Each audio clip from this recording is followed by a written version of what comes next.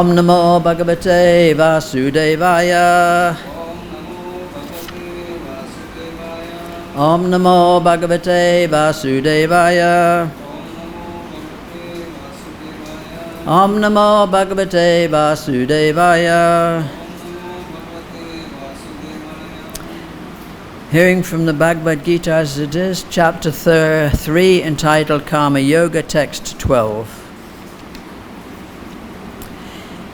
Ishtanbo ganhivo deva dashyante jaggabhabitaha tardatan apradayabhyo yo bhunkte stena eva sa. Word for word. Ishtan, desired. Bogan, necessities of life. He, certainly. Va, unto you. Deva, the demigods. Dashyante, will award. Jagya Babita, being satisfied by the performance of sacrifices. Tai, by them. Datan, things given. Apradaya, without offering. Abhya, to these demigods. Ya, he who. Bhunkte, enjoys. Stena, thief. Eva, certainly. Sa, he. Translation and purport by His Divine Grace Srila Prabhupada. In charge of the various necessities of life, the demigods, being satisfied by the performance of jagya, sacrifice, will supply all necessities to you. But he who enjoys such gifts without offering them to the demigods in return is certainly a thief. Please repeat. In charge of the various necessities of life, the demigods, being satisfied by the performance of jagya, sacrifice, will supply all necessities to you. But he who enjoys such gifts without offering them to the demigods in return is certainly a thief. Purport. The demigods are authorized supplying agents on behalf of the Supreme Personality of Godhead Vishnu. Therefore, they must be satisfied by the performance of prescribed jagyas. In the Vedas, there are different kinds of jagyas prescribed for different kinds of demigods, but all are ultimately offered to the Supreme Personality of Godhead. For one who cannot understand what the Personality of Godhead is, sacrifice to the demigods is recommended. According to the different material qualities of the persons concerned, different types of jagyas are recommended in the Vedas. Worship of different demigods is also on the same basis, namely, according to different qualities. For example, the meat-eaters are recommended to worship the goddess Kali, the ghastly form of material nature, and before the goddess, the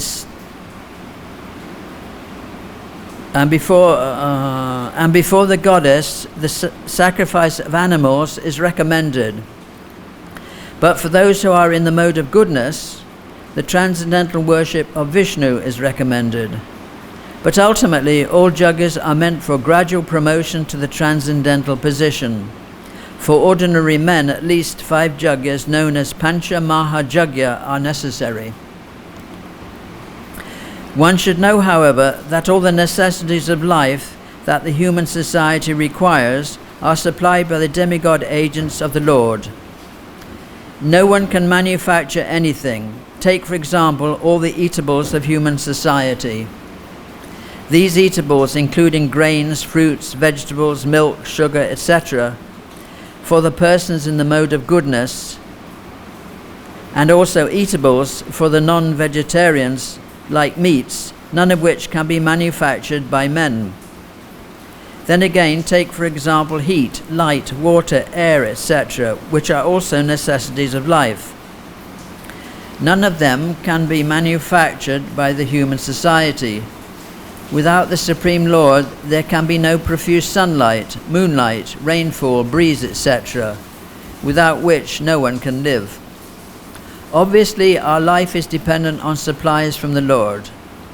Even for our manufacturing enterprises, we require so many raw materials like metal, sulfur, mercury, manganese, and so many essentials, all of which are supplied by the agents of the Lord, with the purpose that we should make proper use of them to keep ourselves fit and healthy for the purpose of self-realization, leading to the ultimate goal of life, namely liberation from the material struggle for existence.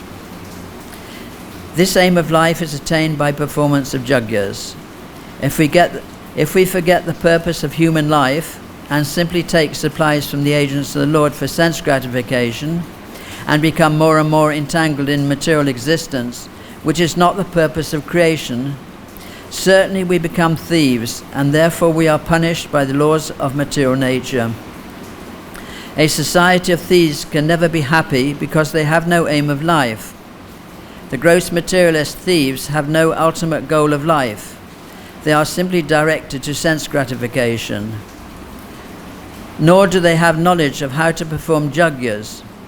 Lord Chaitanya, however, inaugurated the easiest performance of yajna, namely the Sankirtan yajna, which can be performed by anyone in the world who accepts the principles of Krishna consciousness. Om Jnana-timirandasya Gnanjana Shlakaya Chakshur Anmilitam Yena Tasmai Shri Gurave Namaha. So life is meant for sacrifice. That is what we are learning in these recent verses. Work done as a sacrifice for Vishnu has to be performed, otherwise work causes bondage in this material world. Described that in the beginning of creation, the Lord of all creatures sent forth generations of men and demigods, along with sacrifices for Vishnu, and blessed them by saying, "Be thou happy by this yajna, sacrifice, because its performance will bestow upon you everything desirable for living happily and achieving liberation." Yes, and in the next verse, so that verse is emphasizing that by sacrifice we will live happy and have all necessities. In the next verse, it emphasizes that prosperity will reign for all. And in this verse we're reading today, by the performance of yajna, being satisfied by the performance of yajna, sacrifice, the Lord will supply all necessities to you.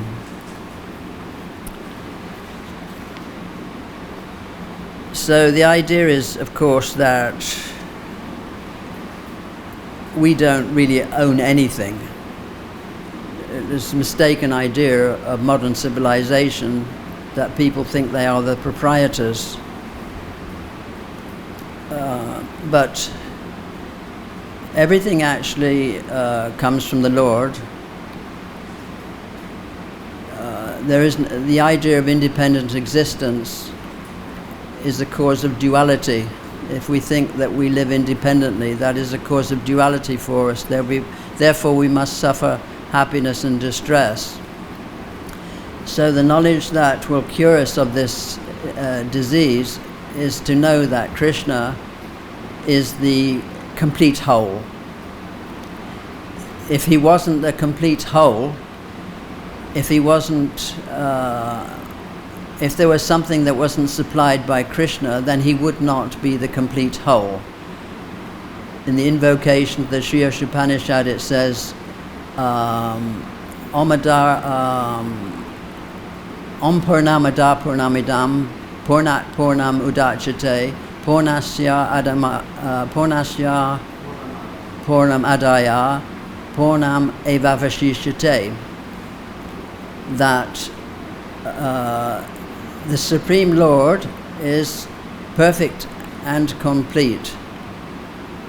And because he is completely perfect, all emanations from him are also complete in themselves.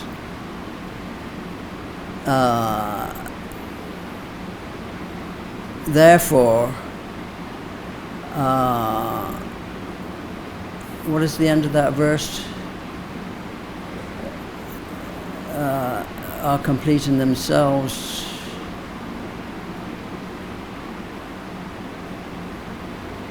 I've forgotten. All animations are complete in themselves, and so anyway, the idea is that whatever comes from Krishna is actually controlled and owned by him. So the idea that we own something is an illusion. And Prabhupada emphasized that we should make this fact known to the world. It has to be advertised to the world, because right now you can see that all emanations from Krishna are perfect and complete, but we see now in the material world that certainly there are shortages. In fact, by the day now, the economy of the world is going down. So does that mean that Krishna is not perfect and complete, and all emanations from him are not perfect and complete? No. It means that because Krishna is the controller, that everything is perfect and complete. It's because we misuse our free will that everything is messed up. But any time we desire it, Krishna says in the Gita, yoga kshemam ahami. My memory is really short. This is, of course, a symptom of anarthas. We know that we fall into the material world. The process of nescience is described in the Bhagavad-Gita, how from contemplation of sense objects we develop attachment. In other words, with the mind we think of material objects, and by that we develop attachment for them, and from the attachment develops lust, and from lust develops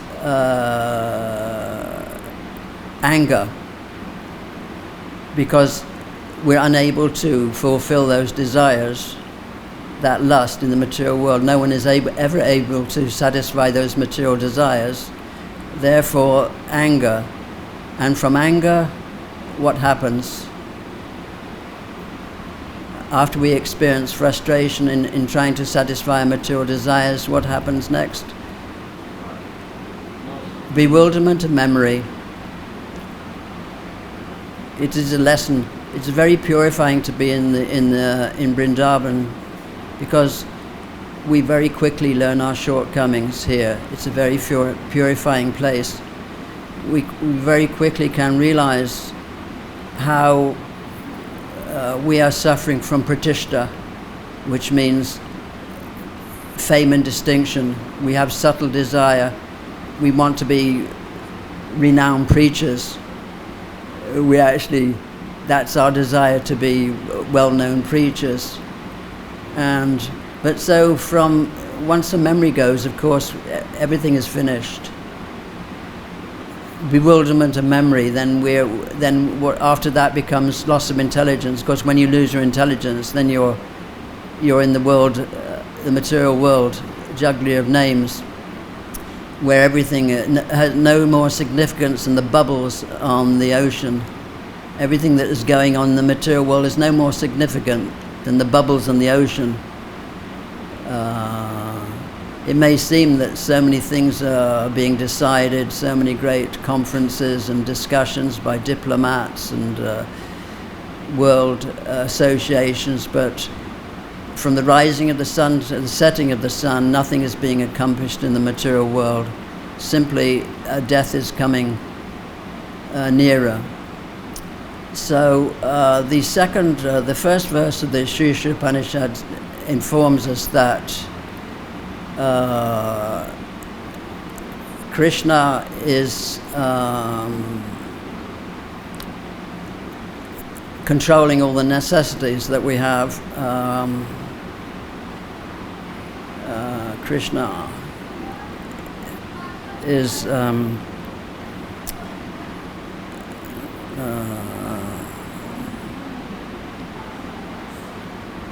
actually providing everything that we have. So we have to take whatever is allotted to us, knowing well to whom everything belongs, and therefore we should not accept things that are not meant for us, knowing well to whom they belong. So Krishna is the supplier, source of all ingredients, and we are allowed. He allows us necessities according to our quota, according to our karma. He allows us so many necessities of life. So understanding this, we know that poor people should not envy rich people, and rich people should not envy the poor people, because everybody, according to their karma, has a certain amount of necessities allotted to them. So to live on the edge of necessity is very labo jiveta yavata, is very kamasyanendriya pritiya. Life desire should never be directed towards sense gratification, but a life of healthy self-preservation. Labo jiveta yavata. Jivasya tattva jigyasa nato yasche akarmi bi, because life actually is meant for inquiring into the absolute truth, and nothing else should be the objective of our whatever we do, occupational duties, only in inquiry into the absolute truth. So an intelligent person understands that when we are born with certain debts. We have debts to the forefathers, we have debts to the saintly persons of the past, and we have debts to our parents, to our relatives, to all living entities actually. This is realized. Of course, the conditioned soul takes everything for granted, but has no appreciation for the Lord's mercy.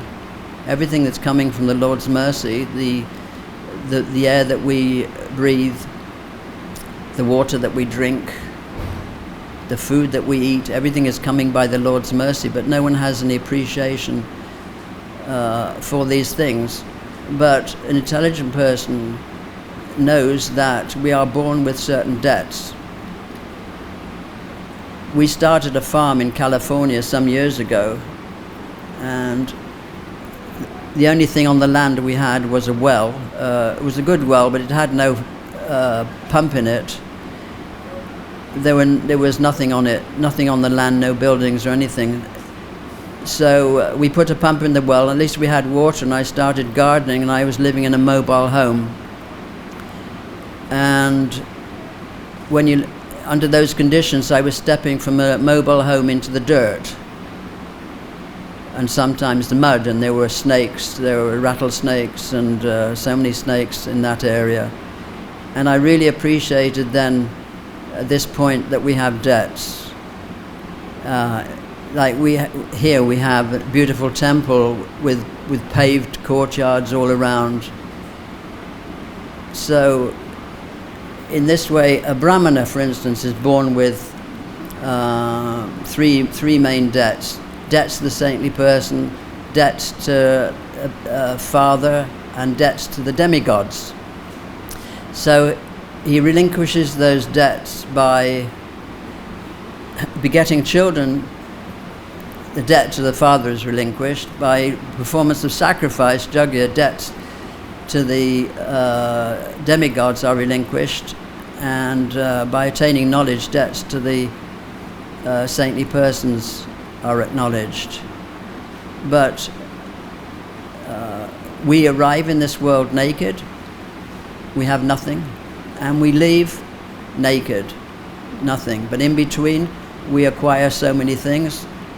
we need shelter, we need so many things. So we are indebted to all these living entities for these things. So it's recommended that we don't become dependent on unconditioned souls, because of that dependence we will accrue so many debts to them which we cannot get rid of in many lifetimes. So it's actually a tragedy to become dependent upon any conditioned soul.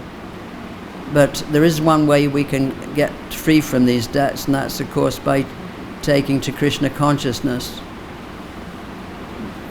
When you take to Krishna consciousness, all the debts are relinquished. You have no more debts to parents, society, family, or the world, or anybody.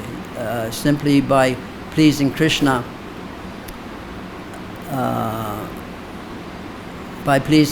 actually, the world benefits by that. When we chant the Yajna for this age, we chant Hare Krishna, then the whole world becomes benefited. Prabhupada said that because of chanting Hare Krishna, there was a plague in Calcutta in 1997, I think it was, or it was 1897, there was a plague in Calcutta. And by the Brahmana organized a chanting party, and because of that, the plague subsided, Prabhupada said. So when we chant Hare Krishna, Krishna bestows the blessings upon all the living entities. So our yajna for this age is chanting Hare Krishna, and our success in this means that we will be developing our pure love for God. In the beginning, chanting is done with offenses. Namaparad.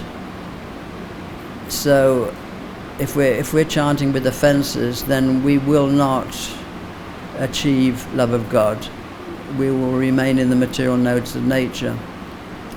But the clearing stage is called namabas, when we're very careful to avoid offenses, and at that stage,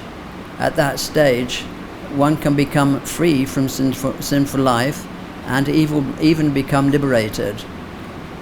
It was Gopal Chakravarti who offended Haridas Thakur on this point. Haridas Thakur explained this by Namabas, how we could become liberated. But Gopal Chakravarti didn't believe this. He didn't think it was possible. And because of his offensive attitude towards Haridas Thakur, he had to suffer leprosy. He lost his nose, and he lost his fingers, and he lost his toes, simply because he didn't appreciate that. So we should come to the offenseless, or reducing the offenses stage, because then we will be able to experience some, make some progress in spiritual life. Otherwise, while we're committing offenses, it will be difficult to make much progress. So in the pure stage of chanting Hare Krishna, in the beginning we must force ourselves to hear. The important thing of chanting is to hear the syllables, to hear them clearly, and not to imagine something in the mind when we're chanting. But it's natural, Shravanam, Kirtanam, Vishnu Smaranam, that by Shravanam, Kirtanam, that Smaranam will develop, remembrance will develop. If we're absorbed in Krishna's leelas and pastimes, then naturally when we chant his holy names, we'll be thinking of those pastimes or qualities. That will be natural. But with the pure chanting, what will come will be that Krishna's name, form, leela, all those things will be pastimes, Leela pastimes, will be revealed to us, and we'll be participating in those things. So we have a lot to look forward to. But right now in the material world you can see that very little jagya is going on, satisfaction. The demigods in the Kali Yuga, actually they anytime the demigods, they're not independent to bestow their benedictions. We're going to hear that in a few verses, that actually Krishna says those benedictions are actually awarded by me. So the demigods have no independent existence to award benedictions to anybody. Krishna is actually awarding those. But living entities who are taken away by material desires worship the demigods for certain benefits. And the demigods' pleasure is dependent upon these acts of sacrifice, and they in return provide all the necessities for life. But it's very important actually for us to live on the edge of necessity. Is a very good place to be in Krishna consciousness, where we don't accumulate any possessions, where less would be too much of an austerity for us to perform our devotional life, and more would be unnecessary.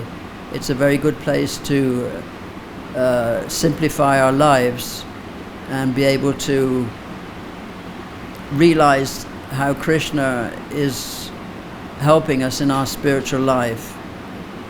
Just now I am having a catastrophe of memory, as you can tell. For some reason my memory is being shot, and it's a great source of anxiety for me. But whatever happens to us in Krishna consciousness, we can realize that somehow Krishna is giving us some mercy. We do not actually want to become illusioned again, to lose our knowledge. That will be a catastrophe. If we lose Krishna's mercy, if we lose our spiritual master's mercy, that will be a catastrophe for us in this life. So that's the last thing we want. So at least we can appeal to Krishna with more feeling and pray for his mercy, that we can get rid of our material desires, kamasya nendriya priti, that we don't want to develop any material desires. We can be honest that for many years we have been fooling ourselves and other people, maintaining material desires, hoping for petitioner or personal fame, which is, of course, is a subtle form of gross material desires. So we have the chance in Vrindavan to finish up our life, hopefully, and purify all these things. I didn't initially expect to spend more than 2 months here, but now I've been 4 months, and I'm realizing that the demands upon me are very strong now. This lockdown has made it so that I am forced to become purified, and this is Krishna's mercy indeed. So I'm sorry. I apologize for any embarrassing moments, and hope for your blessings. And I hope also that I will have better appreciation for all the devotees that are able to live here permanently. Even the Brijbasis are devotees, they're Vaishnavas. They may not be following all the rules and regulations, but they do chant Hare Krishna, and their lives are auspicious. Even if whoever you meet in the street, you say Hare Krishna or Jai Radhe, and they will respond. So this is a very good place to become purified. And of course, to concentrate and purify our chanting of Hare Krishna. It's very important to give up the material desires, to come to the conclusion that we cannot be cheaters anymore. It is not possible. We just have to be honest. Hare Krishna. Does anybody have any questions, please? Yes, Brahma.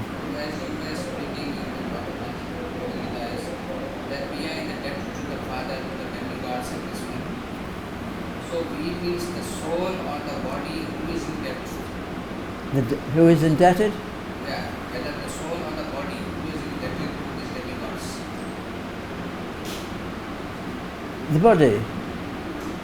The body is indebted to the demigods because for our existence we need those necessities.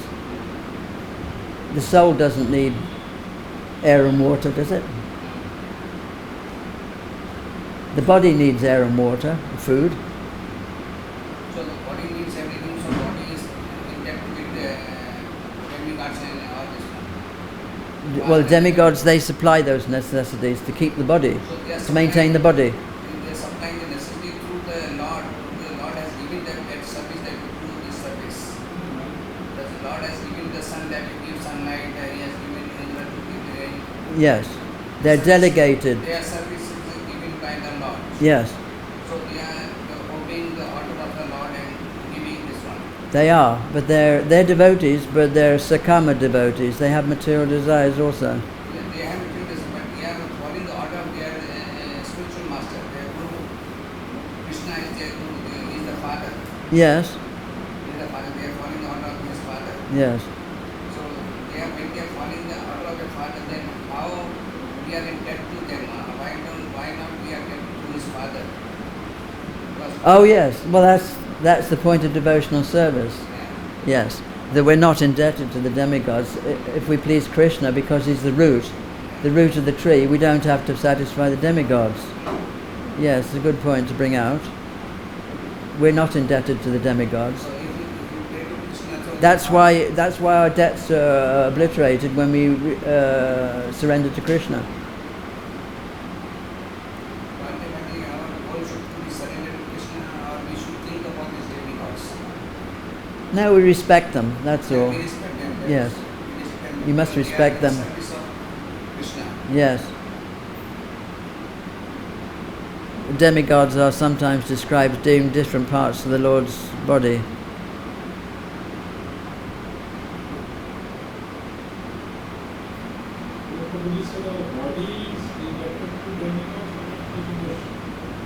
Body or the soul. The embodied soul is indebted, has so many debts. Soul is debt or body in the debt. Who is the debt of the What is important We're indebted to the parents, for instance, for giving us birth. not the soul? Huh? Not the soul. His parents are giving birth to the body. So body is the debt of their parents. I Not the am soul. sitting in this body, right? This body belongs to me. Who is giving you the body? So this body is indebted to my father, parent, not to me. Not to me. How is it? Because this body is given to you by Lord Krishna. The soul is entered in your parents' body. The soul is entered in the body and the body is developed within the... Body is a dead matter. How it can be indebted to anything?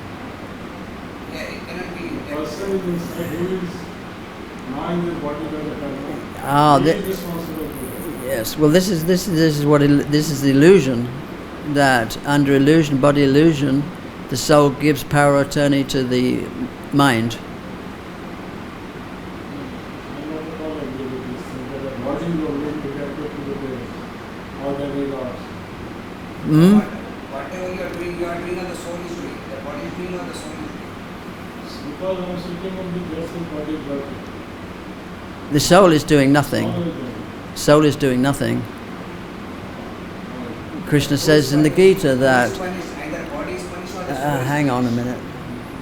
Krishna says in the Gita that the material nature is the cause and effect of everything that's going on, but the soul is the cause of our happiness and distress. because of our use of our free will. We can choose, therefore we're the cause of our happiness and distress. But everything that's going on in our embodied life we are not the doers. We are not the doers. This is all being carried on by the material nature according to our desires. This is a fundamental understanding. Prakrite kriyamanani gunai kamani savasha ahankara vimuta ma katahamiti manyate. The living entity, under illusion, thinks himself the doer of activities actually carried on by material nature. Hmm? Until I understand this body, I'm sitting in this body, right? I'm apart from this body, but now I'm sitting in this body. Yes. And as we see that Prakriti Vijay Karmani, Prakriti is doing that I also understand. Because I'm a certain nature, so certain types of activity like that do. When I will come out of this modes of material nature, then I will not relate myself to the body, and then I will No. be completely Krishna consciousness. Yes. Which is called sannyasi, that is in technical language. They are called sannyasi. They don't have to do like, they are not to solve all this problem. They leave everything, home and family, everything there. Yeah, a devotee sannyasi. But it's not that body is with me, so I am not doing anything. Nature is doing. Yes, nature is doing it. It's not that I am living and the nature is doing my hand. I am in this body, that's why this body is doing, hand is doing. Whatever like action I'm doing in this body, I am responsible for that, not the nature. No, we're not the doers. We are not the doer. No. But I am responsible for that. Because I am sitting in this body. This separation of body and myself is a different thing completely. We cannot say, oh, I'm not responsible for my parents because I'm not body. Yes, you are responsible until you are in this body. But once you become fully Krishna conscious, when you completely dedicate your life, then you are not at all responsible. Then Krishna will take care of your life. But one cannot become irresponsible by saying... Yes, Krishna makes us responsible. When he embodies us, he makes us responsible. Only body is responsible, not I. Until I am in this body, I am responsible for this body. No, you're responsible. The soul is responsible for misuse of free will. I mean soul, not I am not some body. I am responsible for the body. Whatever activities you are doing through your body or through your mind or through your soul. Because I am sitting, that's why the body is working. As soon as I leave, finish. So until I realize I am this body, I am responsible for my all actions. So whatever good and bad you are doing, you are responsible. Yes. So who is guiding you to do those things? Yeah. Who is guiding you to do those things? This is because I am connected to this body. That's why fully Krishna conscious activity. That's why we have to do yajna. Our all action has to be yajna.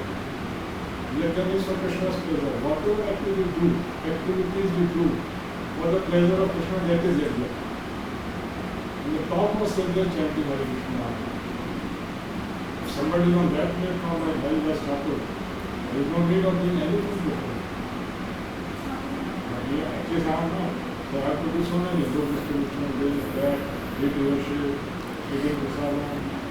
That is all So Raghunath Goswami was not eating it. that is all for pleasure for Krishna.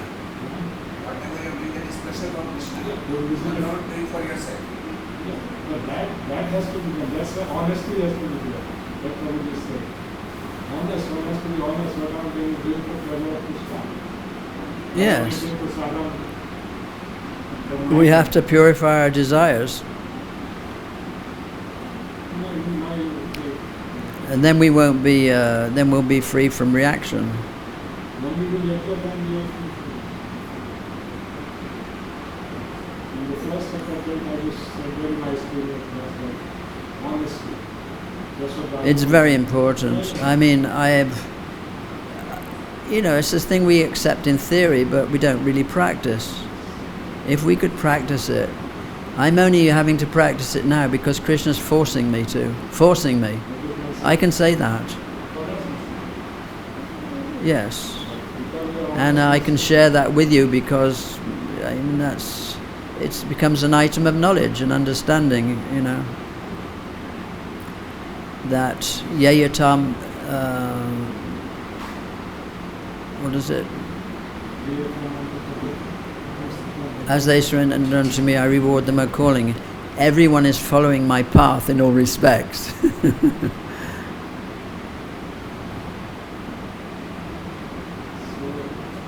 Yes. So you could bring up the, you asked the question, is the soul obliged to all these things? Yes. Or is the body?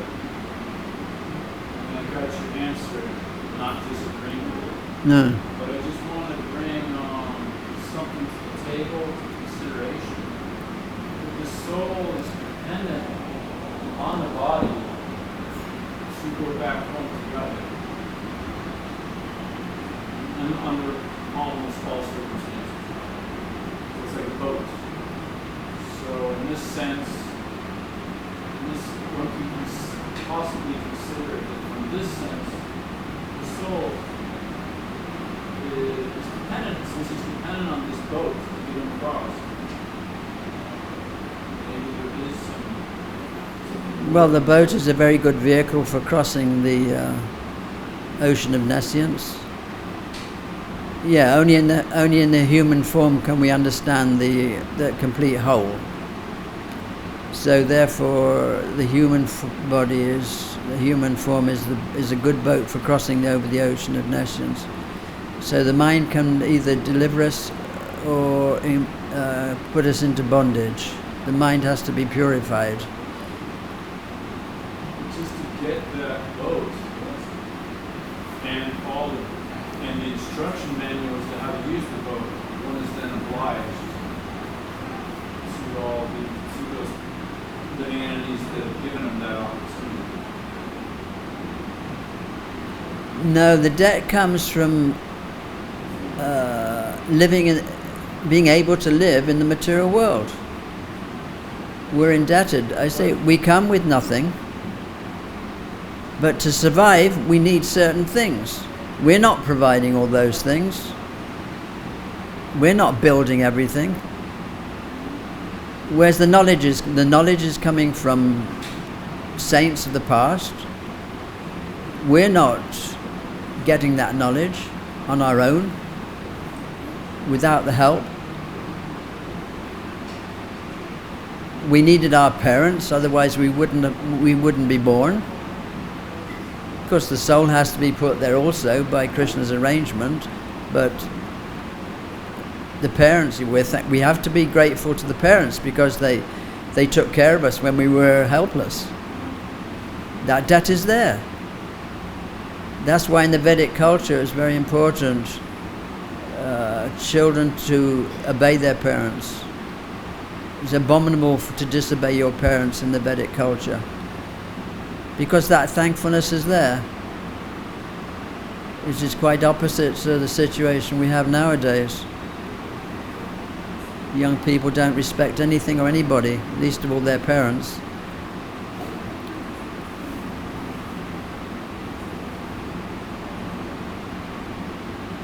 Hare Krishna.